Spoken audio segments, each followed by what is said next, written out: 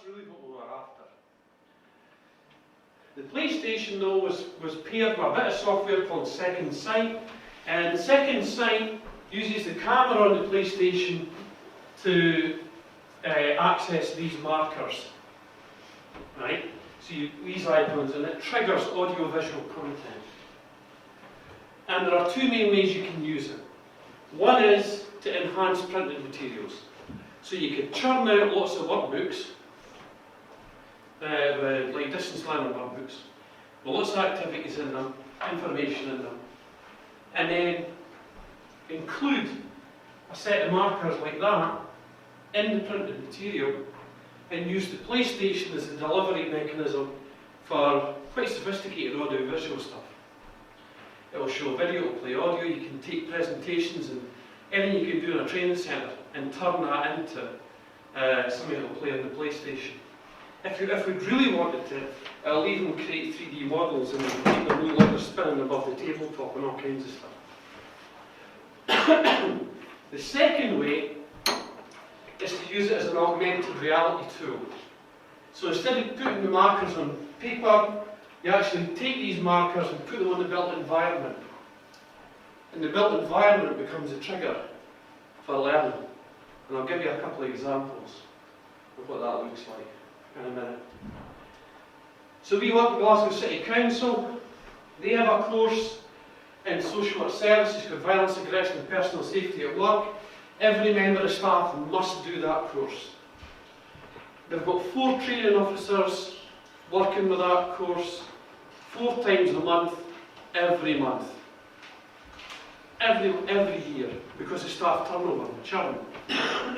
Right, so it takes a lot of resources. At £200 a day per employee. That's a lot of money. So what we did is we took that course and converted it for distance learning, and then converted it for learning with the PlayStation. And this is what we found. The technology enhanced approach, according to learners and their managers, was more effective than going to the training centre for the same course. Because we took 2 groups. One who went to the training centre as normal, and they had the benefit of the training officer doing the course being the person who designed it. So they had the best trainer, if you like. And we had another group who used the PlayStations. They were given the PlayStation on a Monday morning. They were told they could keep it to the following Monday, but that they could hand it back at any time. As soon as they were done, they could just hand it back. Or if they didn't like it, they could hand it back. Okay? Learners and their managers said it was much easier to apply the learning to practice. So in the top course, in the training centre, they had a room set aside with all kinds of stuff in it, pens and glasses and water jugs and all kinds of things. And folk were told, go into that room, look for hazards where things might be used as weapons against you by members of the public, and prepare the room for an interview. Right? With the PlayStation, they had the same kind of activity where they got a video of that room and were told, identify the hazards and write them down.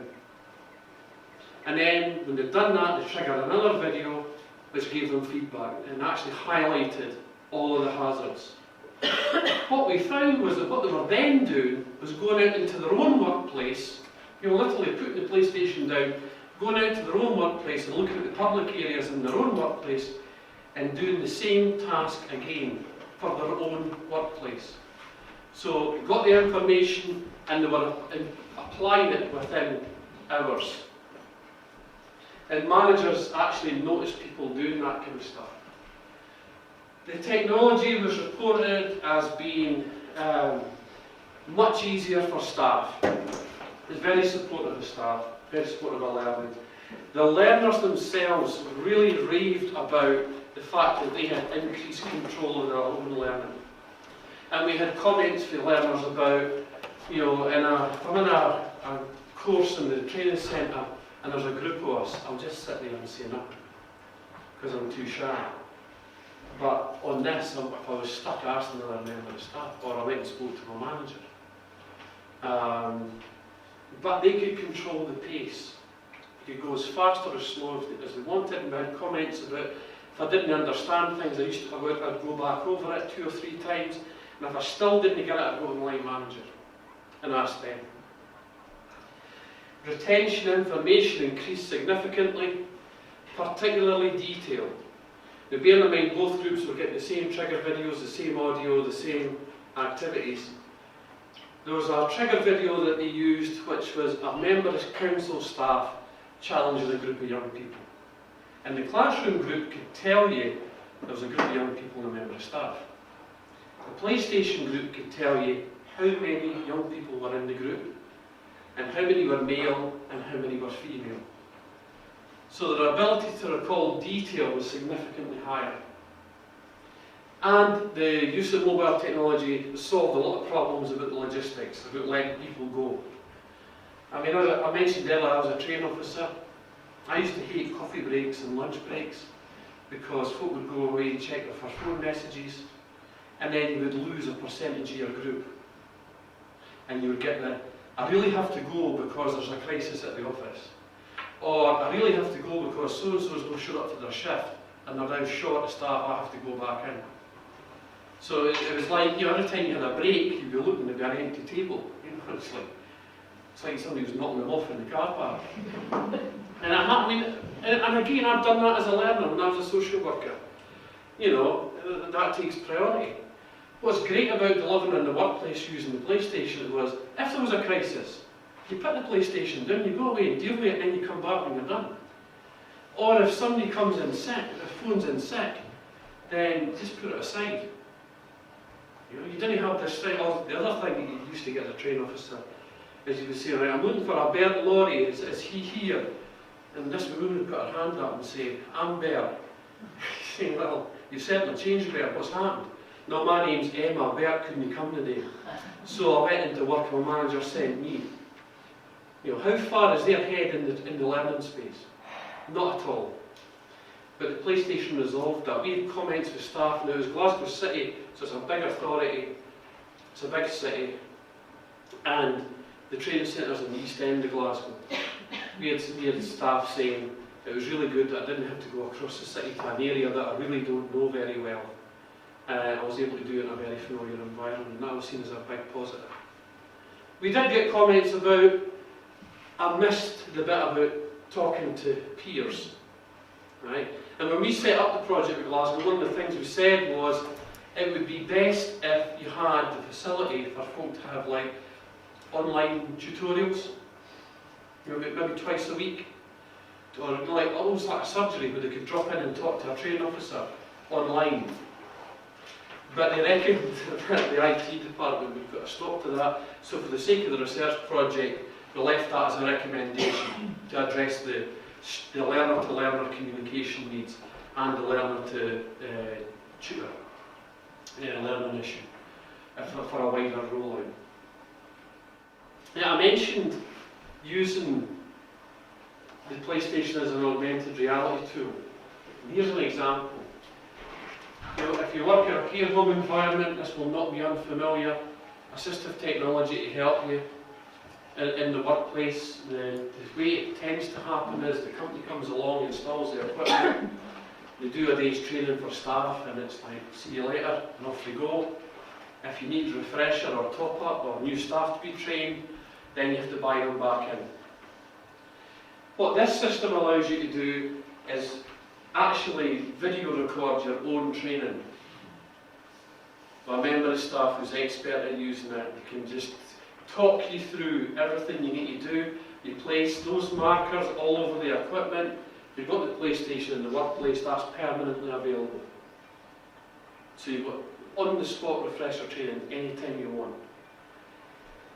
Or, there's a voluntary organisation in Scotland where they're looking at how they might use the PlayStation to support service users. Their project is about helping people with learning disabilities gain and maintain a tenancy, and they have a support worker. The support worker can't be there all the hours every day, but they're proposing to use the PlayStation and these markers, and they'll just tag up the person's tenancy. So we'll say things that you point out to that, and their support worker will talk to them for the PlayStation, say, remember, when you finish cooking whatever it is, turn the gas off. Here's what the knob looks like when it's turned off, and a picture appears showing them. You know, so it's almost like an ancillary support service. So you can do that. Or you can tag up the environment for health and safety, because you're using the actual workplace that they're in to do the health and safety training. Much more immediate than some fictitious room in a training centre. But, as I said, we're quite keen to look at using mobile technologies like phones. I talked about performance support. What you're looking at there is NOS Navigator that we have in Scotland. And what NOS Navigator does is it helps you find the standards you need for your VQ. So that's something we did in Scotland, and it runs on Apple and Android phones. 52%, so as folk do at the back, I'm not going to see this stuff here down the bottom. What it says is 52% of all mobile phone users in the UK are using smartphones. They might not know they're using a smartphone, but they are. Somebody that works beside my wife said, I've not got a smartphone, I've just got a Facebook phone. It's a smartphone, you know. 28% of all internet usage in the UK is on a mobile phone. I was really taken aback by that. Because in Scotland, I'm not sure what the picture is in Wales, but in Scotland we've got a really patchy picture in terms of broadband. And some real surprises, like Glasgow has got less broadband uptake than some small towns. Really astonishing. So we're really keen to look at how can we use simple apps to get information to people on their phones. Because this is the technology that everybody's familiar with. You didn't have to learn how to use it. Most folk know how to use their phone. You know, even the most untech savvy amongst us can use a phone. But technology moves on quite quickly. Hopefully everybody, I love this. Actually, a birthday card I got from one of my sons. You know, where do you plug the book in? You know, wonderful, but actually so true. Because this is where we're going. We're tapping into emerging platforms like the iPad. I know it's a couple of folk in the room have got them. Interesting thing about iPads, tablet sales are growing at the rate of 378% year on year.